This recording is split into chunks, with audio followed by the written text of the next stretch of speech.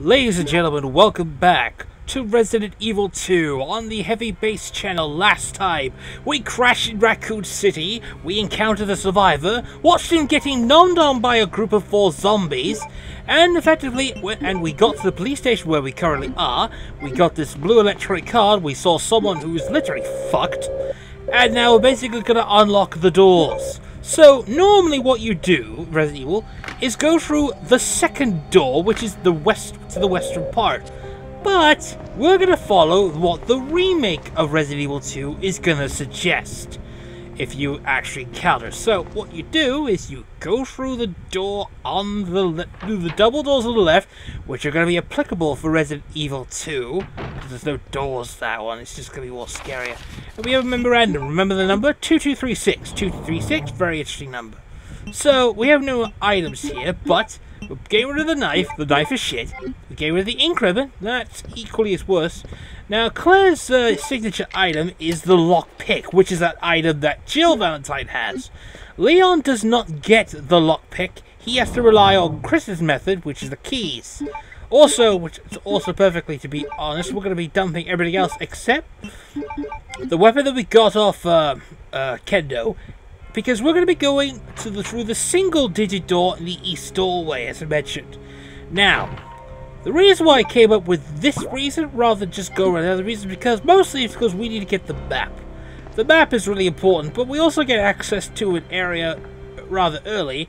But there's a significant reason why you want to do this.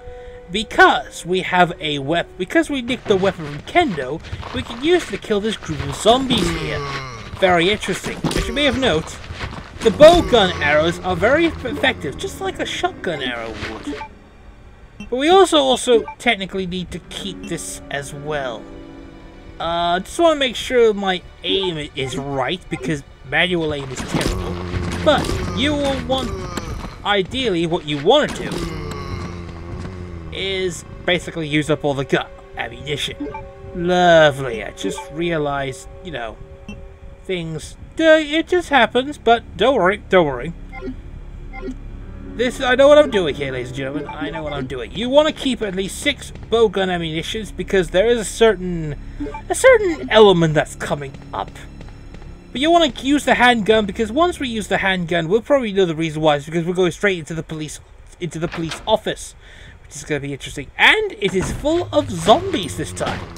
In the remake, I would say the remake, the Western office, that's where a good majority of the events that actually happened in that game, well, that's going to be right there now.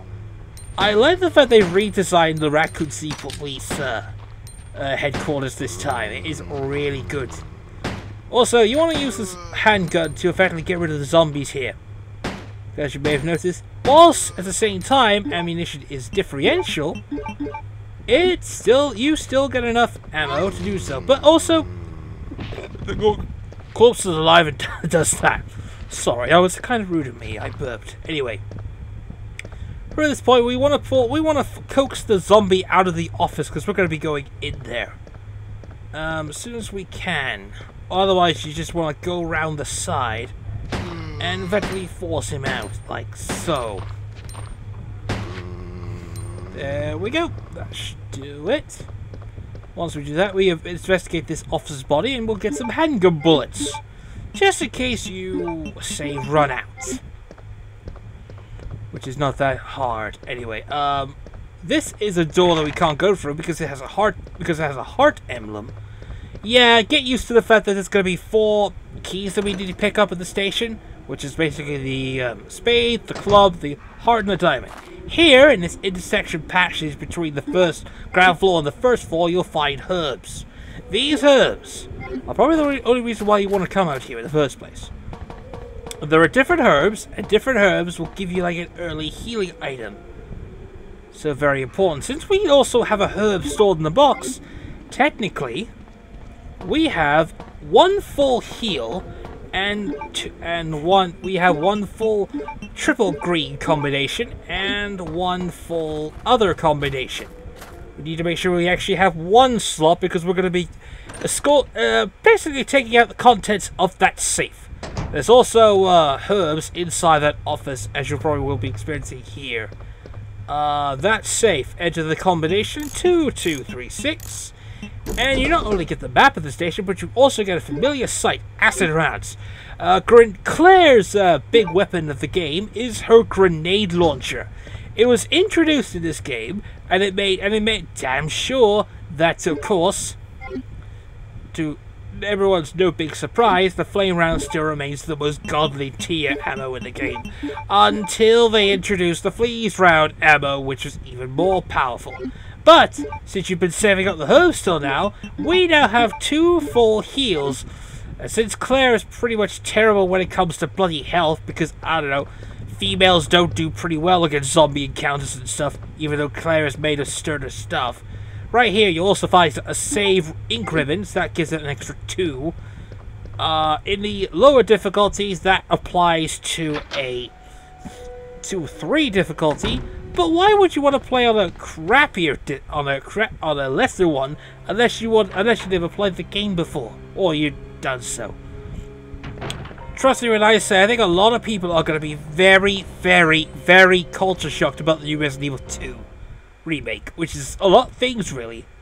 Because I've been looking forward to playing a game like Resident Evil 2 for nearly years. I was so goddamn excited when I actually when they saw the trailer. I was like, yes! Finally! Capcom's going ultra realistic on us. Fuck yeah. We've been waiting for that for ages. You have no idea. But we're also going to go ahead and do some save, because we're not done yet. We're not done yet. There's going to be another hallway that is actually there as well. We're not quite done yet. So we're going to go back to the corridor. Now we have a means of actually accessing through the station. So when you clear a room in Resident Evil 2, just like in the original game, the zombies do not come back, and it's just literally an empty hallway. These games are particularly well known for speedrunning. This game is well known for this one. You can actually evade zombies this time. But here you gotta kill them. You gotta watch your ammo count. Because surprisingly enough, the ammunition is about there. Once a zombie, as usual, once a zombie bleeds out from his corpse, it's dead effectively again. Thus, it doesn't come back. In the new Resident Evil 2, though, the zombies are literally going to be very hard as shit. You have to as Maximilian Dude pointed out, you have to literally destroy the frontal lobe of the brain to stop a zombie this time. That's particularly scary and at the same time very useful, because not even a guaranteed headshot's gonna kill it, and that is just that really. Sorry, starts to there. Anyway, there are locked doors, but there is one locked door. But if also in this hallway you see a herb here, this is a red herb. What red herbs basically do is they amplify the strength of the green herb. Effectively, it's a very strong heal. This is a club door. The only door that is unlockable is this room here, which I believe served a purpose is in the new one. I think it is. Well, I know that by the time the Tokyo Game Show begins, they are literally going to have a finished product. But you saw something in that room there that looks like a tablet.